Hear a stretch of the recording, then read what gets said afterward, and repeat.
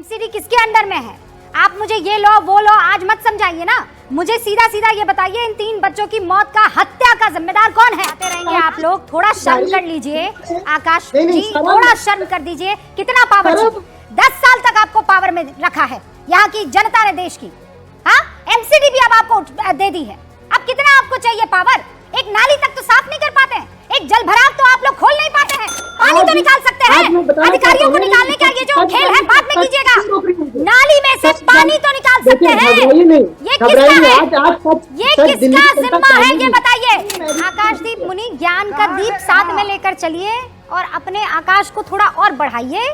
आकाशदीप मुनि, this is not NDMC, ये MCD का मामला है। यार जब सुनना चाहती हो ना मुझे बुला दिया करना। यार बार मेरे साथ मत कीजिए, समझे? नहीं, यार बार मेरे साथ नहीं। आकाशदीप, जो सवाल पूछ रही हूँ उसका जवाब दीजिए। जय श्री राम दोस्तों, इतने बड़े हादसे के बाद भी दिल्ली सरकार अपनी जिम्मेदारी लेने को तैयार नहीं है। उनका कहना है कि शीश महल बनवाने के लिए तो हमें कोई नहीं रोका, पर नाली साफ करवाने के लिए केंद्र सरकार में उनकी कोई नहीं सुनता। जबकि कुछ दिन पहले ही मानसून एंजॉय करने की बात कर रही थी दिल्ली सरकार, उस समय तो फील गुड था, लेकिन जब हादसा हुआ और मामला सामने आया तो इससे सीधे सीधे पल्ला झाड़ती नजर आ रही है आम आदमी पार्टी। इसी पे जोरदार डिबेट, जिसमें रूबिका ने आम आदमी पार्टी की बखिया ही उधेड़ कर रख दी। आइए देखते हैं जोरदार डिबेट। भाई सिस्टम जिसका, जवाबदेही उसकी, जिम्मेदारी उसकी, क्यों भाग रहे हैं जिम्मेदारी से? ये सही बात आपने कही रूबिका जी, सिस्टम जिसका जवाबदेही उसकी। और आज मैं दिल्ली की जनता को बताना चाहता हूँ कि सिस्टम कैसे काम करती है दिल्ली में। 8 साल दिल्ली में आम आदमी पार्टी सरकार में रही है और 8 साल फाइट करने के बाद 8 साल लड़ती रही सुप्रीम कोर्ट में कि सर्विसेज उनके अंडर ले आया जाए। और फाइनली 8 साल बाद सुप्रीम कोर्ट ने ये जजमेंट दिया कि सर्विसेज उनके अंडर आ गया है। और 8 दिन के बाद उस जजमेंट के भारतीय जनता पार्टी की सेंट्रल गवर्नमेंट ने उस पावर को उनसे छीन लिया और नलीफाई कर दिया, मतलब खारिज कर दिया सुप्रीम कोर्ट का जजमेंट। और सुप्रीम कोर्ट का जजमेंट क्यों इंपॉर्टेंट है? क्योंकि सुप्रीम कोर्ट कहता है कि जो ब्यूरोक्रेट्स हैं वो रिपोर्ट करेंगे मिनिस्टर को। मिनिस्टर, आप एक वीडियो आपने देखा होगा जहां पे सौरभ भारद्वाज अपने सेक्रेटरी को बोलते हैं कि आप टाइम दीजिए कि कब जल भराव का जो ग्रास रूट में आपको दिखाना चाहता हूं कि कैसे लोगों के घर में जल भराव हो रहा है, कैसे डी सिल्टिंग नहीं हो रही है, कैसे डी सिल्टिंग में करप्शन हो रहा है, ये मैं दिखाना चाहता हूं। वो बोलते हैं कि मेरे पास समय नहीं है। 1 साल तक वेट करते हैं और सौरभ भारद्वाज जाके ड्रेन घूम घूम के वीडियो इकट्ठा करते हैं और वीडियो दिखाते हैं अपने सेक्रेटरी को, अमरासू जी को, और अमरासू जी उस पे 1 साल तक कोई। सौरभ भारद्वाज आपको याद आ रहे हैं? दुर्गेश पाठक क्यों नहीं याद आ रहे हैं? ये इलाका किसके अंडर में आता है? एमसीडी किसके अंडर में है? आप मुझे ये लो वो लो आज मत समझाइए ना, मुझे सीधा सीधा ये बताइए इन 3 बच्चों की मौत का हत्या का जिम्मेदार कौन है? आप कह रहे थे एमसीडी हमें जिता दीजिए, हम सब जो है बदल कर रख देंगे। सिस्टम बदलने आए थे ना आप लोग। सुनिए तो सही, आप सुनिए तो सही। नरेश कुमार जो सेक्रेटरी हैं, उनके खिलाफ 7 कैबिनेट मिनिस्टर्स ने रजिस्टर किया था कि उनके खिलाफ करप्शन के चार्जेस रजिस्टर किए थे। चीफ मिनिस्टर ने भी करप्शन के चार्जेस रजिस्टर किए थे। पर बहुत दुखद है ये कि दिल्ली में एक पियोन तक को चीफ मिनिस्टर निकाल नहीं सकता, ना ही ट्रांसफर कर सकता है। ये एलजी के हाथों में। अरे ये पावर कब तक चिल्लाते रहेंगे आप लोग? थोड़ा शर्म कर लीजिए आकाश जी, थोड़ा शर्म कर दीजिए। कितना पावर? 10 साल तक आपको पावर में रखा है यहाँ की जनता ने, देश की। हाँ, एमसीडी भी अब आपको दे दी है, अब कितना आपको चाहिए पावर? एक नाली तक तो साफ नहीं कर पाते हैं, एक जल भराव तो आप लोग खोल नहीं पाते हैं, पावर दे दो दुनिया भर का आपको। कितना चिल्लाना चाहती है आप? चिल्ला सकती मैं चीख नहीं चिल्ला रही हूँ, मैं आपको तथ्यों से रूबरू करवा रही हूँ। बस इनको चाहिए। अरे कब तक आप इसी तरीके से पावर की भीख मांगते रहेंगे? 3 बच्चों की मौत हो गई है, अब तो थोड़ा शर्म कर लीजिए, अब तो थोड़ा शर्म कर लीजिए। हम इसे नहीं निकाल सकते, हम उसे नहीं निकाल सकते, हम इसका ट्रांसफर नहीं कर सकते, हम उसकी पोस्टिंग नहीं कर सकते। अरे पानी तो निकाल सकते हैं नाली से, पानी तो निकाल सकते हैं। अधिकारियों को निकालने का ये जो खेल है बाद में कीजिएगा। नाली में से पानी तो निकाल सकते हैं। ये किसका है? ये किसका जिम्मा है ये बताइए। ये आप जिम्मा लोग है आप शर्म की सारी पराकाष्ठा दूर कर चुके हैं, पार कर चुके हैं। इस दिन आप सुनना चाहेंगी ना? अरे तो हमें आपको नहीं सुनने सुनना का है। अवसर ये 3 मिलेगा। मौतों के बाद आपको लगता है यहाँ बैठ के सुनेंगे? कभी शराब नहीं, घोटाला कर रहे हैं, कभी किसी बातचीत तरह का नहीं कर रहा। घोटाला कर रहे हैं, तो बातचीत ना नहीं हुई, सड़कें साफ कर पा रहे हैं, ना कचरा बताइए साफ आप कर पा कैसे- रहे हैं। कैसे सारा बातचीत कर रही सिस्टम हैं? भाई आपको हमको दे दो, बातचीत करना सारी नहीं आता। पावर हमको दे दो, देखिए, हमें दे दो। बातचीत करना हम तो दूसरी आम बात आदमी है, पार्टी है, क्योंकि आम आदमी का नरेंद्र ख्याल रखने कुमार वाले के लोग बारे हैं। में बातचीत आम आदमी करता को हूं। राजा बना देंगे। उसको हालत देख लीजिए आप, रिटायरमेंट के 10 साल हो बाद गए भी हैं, दो बार आम आदमी पार्टी मिला। खुद बन के ये तो उरूज पर पहुंच गई है। मेरा स्टेडियम voice जा जाके बदल फोटो खिंचवा रहे हैं आपके तमाम बड़े नेता। करने की कोशिश कोई कर रही जेल है। में है मुझे और आप कह रहे हैं पता दिल्ली नहीं चलाएंगे, क्यों देश की राजधानी ऐसे चलाएंगे देखिए, आप? आप नर्वस क्यों हैं? चुप रहिए। नर्वस मत होइए। चुप इतना रहिए। नर्वस मत होइए। शर्म इतना आती है? नर्वस मत होइए। कब से सुन रही ये हूँ, शर्म पहले आपको बोलने का आनी मौका चाहिए। दिया आप किसी और को यहाँ बैठ के सपोर्ट बकवास कर रहे हैं। हमें ये नहीं मिला, हमें वो नहीं मिला, हमें तो ये चाहिए पावर, हमें तो ये चाहिए। अरे कितना पावर चाहिए?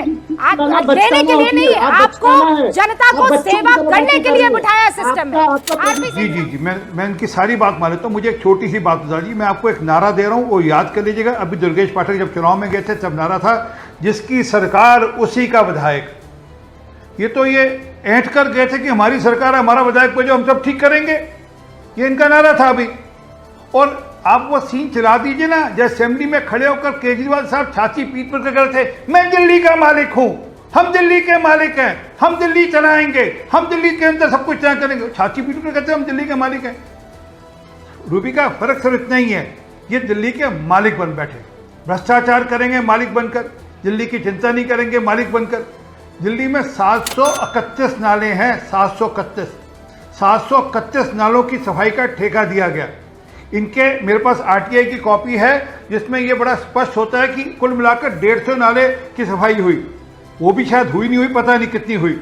ये जहां हादसा हुआ मैं वहीं का विधायक रहा हूं, वहां पर हर साल पिछले 6 साल से जल भराव होता है। हम लगातार निरंतर विधायक को कहते आए हैं, दुर्गेश पाटिल जी को, उससे पहले राघव चड्डा जी को कहते थे कि यहाँ पे जल भराव होता है, चिंता करिए।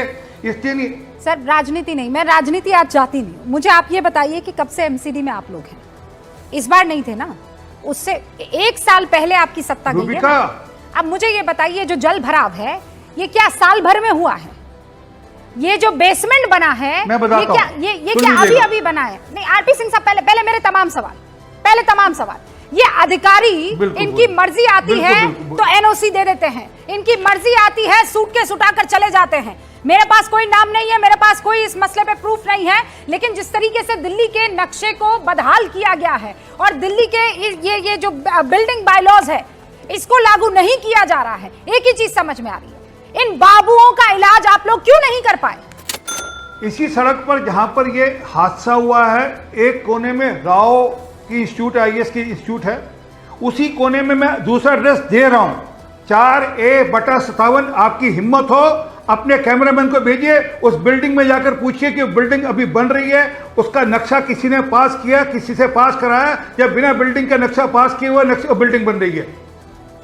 ये लूट मची है दिल्ली के अंदर, जब से इनके पास सत्ता आई है लूट मची है, कुछ चेक है नहीं। जो मैं कह रहा था, आपने मेरी बात उससे आगे बढ़ा दी कि जल भराव की स्थिति। Let's talk about facts. 2021 में उस बिल्डिंग को एनओसी मिली थी। 2021 में कौन था एमसीडी में? मुझे ये बताइए, कौन था एमसीडी में? माना जी एनओसी मिली। कैसे मिल गई एनओसी? सुनिए ना, एनओसी मिली और मिल गई एनओसी, तो वहां जाकर जांच क्यों नहीं की गई अधिकारियों की तरफ से? सिंह साहब, रूबिका, ये तो चेक करो उस बिल्डिंग। मैं कह रहा हूं, मैं वहां रहता हूं, वहां का निवासी हूं, मुझे एक एक बिल्डिंग का एक एक पत्ते की जानकारी है। उस बिल्डिंग के अंदर लाइब्रेरी इस साल खुली है, ये चेक करा लीजिए अपने आदमी से। आकाशवाणी जवाब दीजिए। पिछले 8 महीने पहले वहां लाइब्रेरी खोली गई है। एक बिल्डिंग जानते हैं आरपी सिंह साहब, दोनों स्क्रीन पर। आरपी सिंह साहब कह रहे हैं ये लाइब्रेरी तो इस साल खुली है, जब आपके हाथ में आ गई है एमसीडी। बहुत बहुत धन्यवाद इस क्वेश्चन पे। एनडीएमसी ने उस पर्टिकुलर बिल्डिंग को एनओसी दिया था, और इस साल एनडीएमसी के चेयर, सिंह साहब बता रहे थे इस साल एमसीडी है आम आदमी पार्टी के पास, पर एनडीएमसी के चेयरपर्सन कौन है सिंह साहब? एनडीएमसी के चेयरपर्सन है नरेश कुमार जी, जिनके अगेंस्ट में भतेरे करप्शन के केसेस है, अरे आप जिनके अगेंस्ट। ये रूबिका, ये एमसीडी है, एनडीएमसी नहीं है। अरे कुछ बावजूद आदमी को लेकर आओ। करप्शन में घबराइए मत, जिसको करप्शन दिल्ली के का केस पता हो, होने ये के बावजूद भी NDMC नहीं है आप सर, ये MCD है, north MCD, north back- MCD, ये NDMC न्यू दिल्ली एक सेकंड, ओ आकाशदीप मुनि, एक सेकंड, आकाशदीप मुनि, ज्ञान का दीप साथ में लेकर चलिए और अपने आकाश को थोड़ा और बढ़ाइए।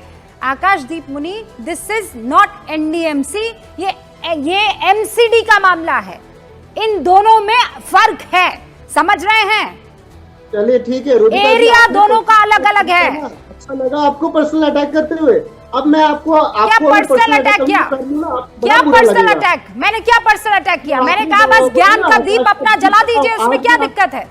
अच्छी बात कही ना। चाहती हो तो मुझे बुलाया करो, नहीं सुनना चाहती ना मुझे मत बुलाया अरे करो, भाई, ठीक मैं है? जो आपसे सवाल पूछ रही हूँ उसका जवाब दे दीजिए ना। NDMC और MCD में फर्क बताइए मुझे, चलिए बताइए। यार जब सुनना चाहती हो ना मुझे बुला अरे दिया ये करना। यार बार मेरे साथ मत कीजिए, समझे? नहीं, यार बार मुझे- मेरे साथ मुझे- नहीं। मुझे आकाशदीप, जो सवाल पूछ रही हूँ उसका जवाब दीजिए। NDMC और MCD में फर्क बताइए मुझे। एक लाइन की बात, जिस सरकार को करोड़ों का बंगला बनवाने में कोई सचिव नहीं रोकता है, उस सरकार को नाला साफ कराने के लिए सब रोकने लगे। बहुत खूब। जिस सरकार को दुनिया का प्रोपागंडा करने में हर दूसरे चौथे विज्ञापन निकालकर 100 मीटर की खड़ंजा कंक्रीट हो जाती है, उस पे तिरंगा लहराते अरविंद केजरीवाल बड़ा कमाल का काम कर दिया, कोई नहीं रोकता। मोहल्ला क्लिनिक जब वो चलाते हैं तो कोई नहीं रोकता, लेकिन जैसे ही कुछ जाता है तो सौरभ भारद्वाज जैसे लोग ड्रामा करते हैं, आतिशी जैसे लोग ड्रामा करते हैं और लीक करते हैं वीडियो और बताते हैं कि देखिए हमारी कोई सुन ही नहीं रहा है, उसकी स्माइल देखिए, उसकी मुस्कुराहट देखिए। अब उन परिवारों को तो जीवन में कभी उन बच्चों की मुस्कुराहट देखने को नहीं मिलेगी। तंज में करें, खुशी में करें, बड़ा आनंद लें परिवार के साथ, नहीं हो पाएगा कभी, क्योंकि एक सरकार है जिसको फर्जीवाड़े के अलावा कुछ सूझता नहीं। ये पूरा मसला, और मैं तो उसके बाद देख रहा हूं हेडलाइन मैनेजमेंट के लिए अब पुलिस भी कमाल कर रही है।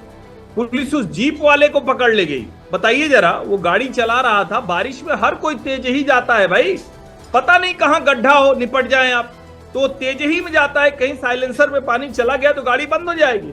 कहा गया उसके जाने से पानी का इतना दबाव हो गया कि अंदर पानी भर गया। MCD से लेकर दिल्ली सरकार के अलावा और किसी की जिम्मेदारी नहीं है। अरविंद केजरीवाल खुद सीखचों के पीछे हैं, उनकी सरकार के लोग कोई काम नहीं करते हैं, एक बहाना उन्होंने, और अगर कुछ करने नहीं दिया जा रहा है तो एक दिन गांधी जी के सामने जाएं सब लोग, त्यागपत्र दें और कहें कि जब तक पूर्ण राज्य का दर्जा नहीं मिल जाएगा तब तक हम सरकार नहीं चलाएंगे। तब तो कहते थे कि हमें बस नीचे वाली दिल्ली में दे दो, MCD में दे दो, हम करके दिखाएंगे। ये पूरा का पूरा फर्जीवाड़ा केजरीवाल की सरकार का है। और आपको याद होगा जब उन्होंने कहा, तो उस दिन भी मैं कह रहा था कि उन्होंने कहा जेल से जनतंत्र चलाएंगे, कि जेल से जनतंत्र चला रहे हैं और बच्चे बाहर मर रहे हैं, उनकी जान जा रही, शर्मनाक है। करंट लग जाता है, पानी में डूब जाते हैं, दुनिया भर के धक्करम हो रहे हैं। और ये कोई गांव खेड़े की बात नहीं है सर, ये देश की राजधानी दिल्ली में हो रहा है। इस डिबेट को लेकर आपकी क्या राय है, हमें जरूर बताएं। हमारे साथ जुड़े रहने के लिए चैनल को लाइक एंड सब्सक्राइब करना ना भूलें। Thank you so much.